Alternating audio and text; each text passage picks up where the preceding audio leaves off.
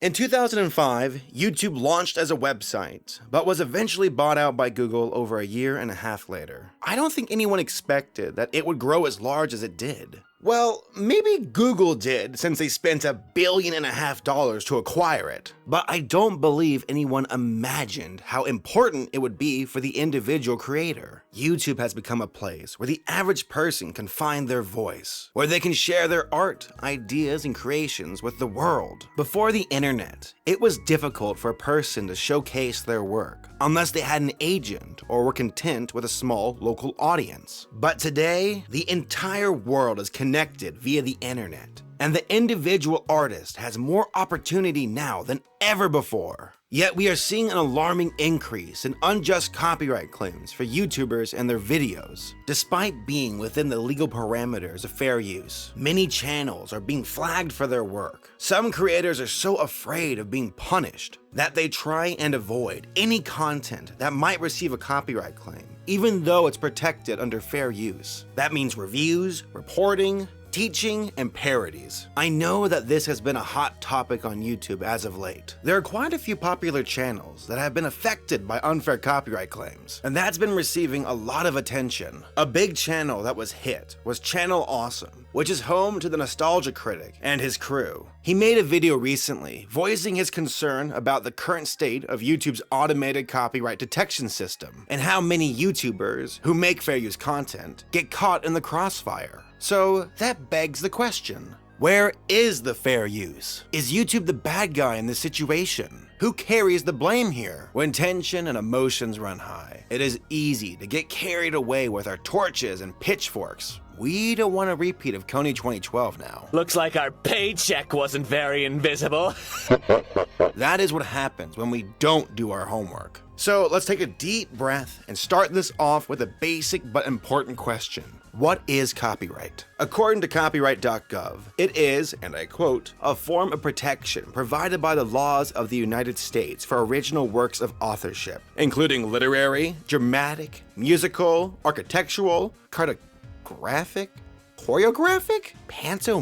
What? Basically, it protects the content you produce. This does not include names or brands though. That is covered by trademarks, and is a completely different animal. Oh, and for the record, I found an awesome article about this stuff from Ryan Morrison, aka the video game attorney. This guy has been a champion for online creators and has provided awesome legal information about this fair use debacle. I'm basically regurgitating what he said. Go check out his website and his article. Link is down below. Anywho, copyright is not altogether evil. It is just a way to protect content creators and their work. It only became a problem when people started to abuse it. This is due to the Digital Millennium Copyright Act, or DMCA for short. This law provides a safe harbor for hosts who don't provide content themselves. YouTube is a massive website, and there's no way it could manually monitor all the content uploaded to it. In order for it to not be liable for infringing material, the DMCA was put into effect. This is how it goes. 1. If a person or company claims that a video has used their content, YouTube will have to take it down immediately. 2. The process needs to be quick and easy, and that is why it's automated. There can be no appeal process prior to the takedown. And 3. If a website follows steps 1 and 2, they will not be liable for content claims. If they try to check out the validity of the claim, or have any kind of appeal process before the takedown, they then become liable along with the infringer. Overall, the DMCA is set up to protect not just YouTube, but any host website from becoming liable for copyright because of its users. In order to do so, they have to be vicious and follow a guilty until proven innocent guideline. That is why videos are blocked and removed so quickly. Sucks, right? Well, I definitely think so. But I understand YouTube's predicament here, and how this isn't entirely their fault. Alright, so what is fair use then? How does it come into play? In a nutshell, fair use provides some exceptions to copyright claims. If the work is different enough from the original, it is seen as transformative and not derivative. If you do a review of a movie that uses only a small amount of footage while you talk over it, that is considered fair use. Unless a court says it isn't. That is ultimately up to them. If you do a parody video that makes fun of the original content and is clearly different because of its comedic nature, like Spaceballs, then it's protected under fair use. unless a court says it's not. For the record, it should be noted that satire is not considered fair use. Parody is.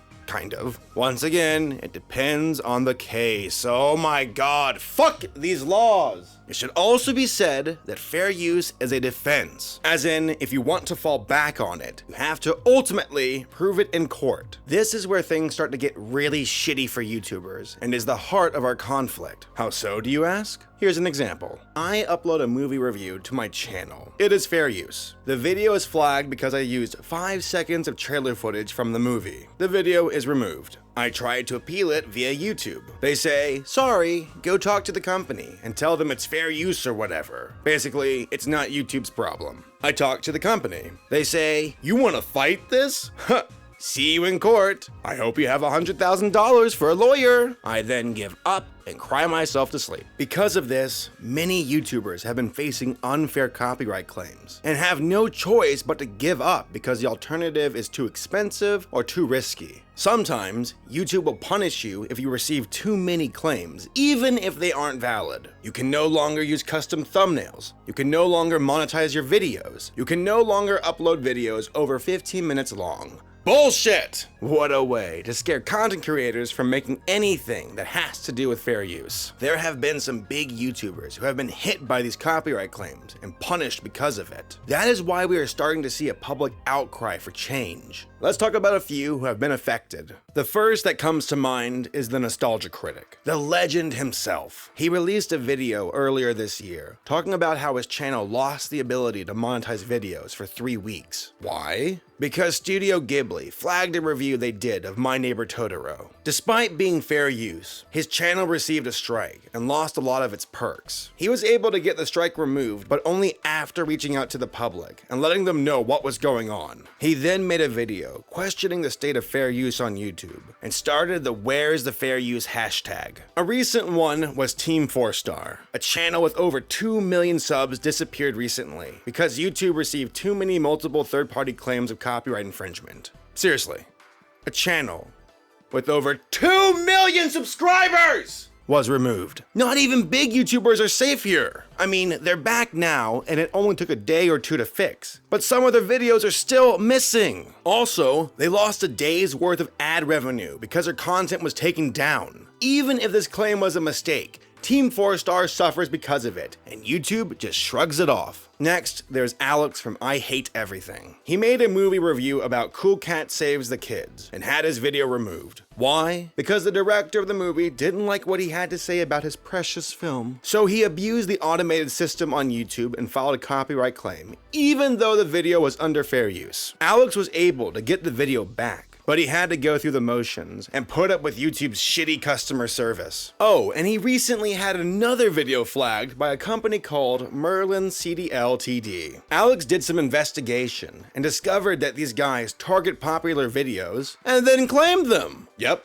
They don't even own the content, but they know the system is in their favor, so they do it anyway. This is fucking illegal. But YouTube's system is broken, so who cares? Ethan from H3H3 went through a similar problem. He made a parody video about Chris from Prank Invasion. Now, Ethan is one of the best on YouTube when it comes to transforming work. He really puts his own unique flair on his content, and it's clearly different from the original source. But this did not matter to Chris's YouTube network. Fullscreen claimed Ethan's video because it used some footage from the original. To them, that was enough to claim ownership. Ethan could no longer get the ad revenue for that video. After letting people know what was going on, Fullscreen decided to back off and return Ethan's video. Starting to notice a pattern here? Finally, there's my friend Jessie Nowak. She and her team made a parody video of All About That Bass. Despite having original lyrics, despite having original music, no samples were used from the actual video, and despite putting a fucking pony on it, Sony still decided that it was too close to the original source and took it down. If Jessie and her friends wanted to fight this, it was very likely that Sony would have said, "Cool, see you in court." You cannot expect an average person to have the money to fight fight this stuff in a court of law. It is completely unfair to the content creator and scares them from utilizing fair use. Either it will be too expensive to fight, or they can possibly have their channel deleted. All of these examples show how broken YouTube's automated system is, how companies and people abuse it, how shitty YouTube's customer service is, and how outdated copyright laws are when it comes to the individual creator. So I took a quick look at one of my videos that was claimed to check out the dispute process. You guys are gonna love this. There's a part in this paragraph you have to sign that says, "Do not abuse the system." Yeah, YouTube. I'm the one abusing it. Also, these guys claim like 1% of my video. So logically, they get to claim the entire video. What about my 99%? Bottom line, things really suck and change needs to happen here soon. I don't think lawmakers ever imagined the rise of the individual creator. The internet was a game changer for entertainment, and the laws have yet to catch up with it. The copyright laws we see now were intended for big studios and companies, big players that had deep pockets to match. They were the ones who slugged it out in the past, but now they put the smackdown on the average Joe today. This makes things extremely one-sided, and usually leaves the independent creator with no other option but to admit defeat. This is an awful dilemma, and it cries out for change. There's obviously a problem with YouTube's rules and system, and with copyright laws in general. As I said before, these laws aren't inherently evil. If anything, they are good, and protect people's intellectual property from being stolen. But because the DMCA is so strict with takedowns, people abuse it, and use YouTube's copyright claim system to remove content that's protected under fair use. Since they are the ones making the claim, they have the advantage, and the burden of proof is on the one being accused. So, is YouTube guilty for what is happening?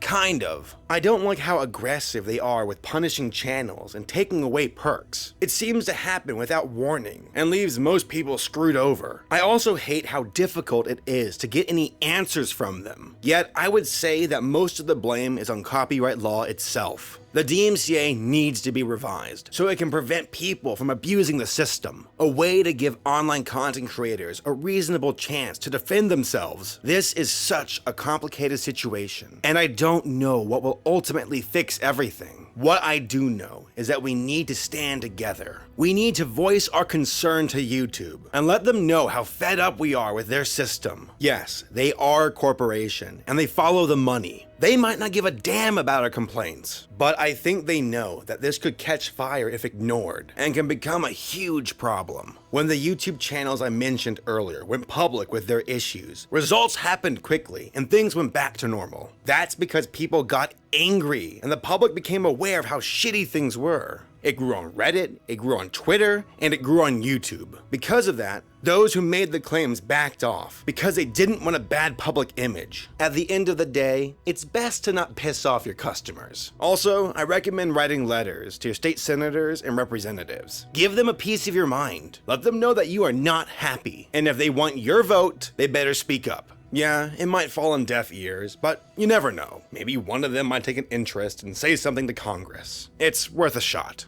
In conclusion, I love this website, and I am all for making YouTube great again, but this will require both YouTube and lawmakers to work together and discover an agreeable middle ground. YouTube cannot change this on their own because of the DMCA, so that needs to change first. Once we improve copyright law, maybe things will finally get better. Well, that's all I really have to say. Just gotta wait and see what the future holds. Thank you all for watching, and I'll see you guys next time.